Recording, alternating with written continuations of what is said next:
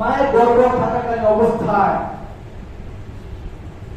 মা যদি ভালো কাজ করে পরেশগার হয়, যদি ওই অবস্থায় গর্ভাবস্থায় কোরআন তেলাওয়াত করে, তাহলে ওই সন্তান তার মার সাথে যে নারীর সাথে সম্পর্কের পেটে থাকে, ওই সন্তানও ওই কোরআন তেলাওয়াত শুনতে পায়, ওই সন্তানও ওইভাবেই গড়ে ওঠে, তার মন মাসে ওইভাবেই তৈরি হয়। আরেকটি সন্তান যখন জন্মগ্রহণ করে তখন সে দিনের উপরেই জন্মগ্রহণ করে, ফিতরাতের উপরে। তখন পিতা মাতা যদি তাকে যদি খ্রিস্টান বানায় সে সেই দিকে যায়, পিতা মাতা যদি তাকে কোরআন হাদিস আলোক শিক্ষা করে সে সেদিকেই ধাবিত হয়।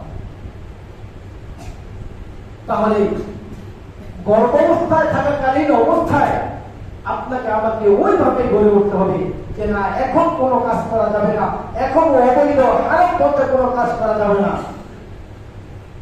আর একটি কথা শুনেন হাদিস থেকে, গল্প, বাস্তব গল্প, যে এক লোক তার সন্তানকে নিয়ে বাজারে যাচ্ছে।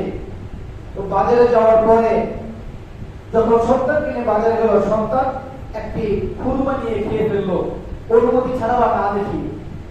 সেটা পিতা লক্ষ্য করলো যে আমার সন্তান তার অনুমতি ছাড়া একটা খুরমা নিয়ে খেয়ে ফেললো। বাসায় এসে স্ত্রীকে জিজ্ঞাসা করলো যে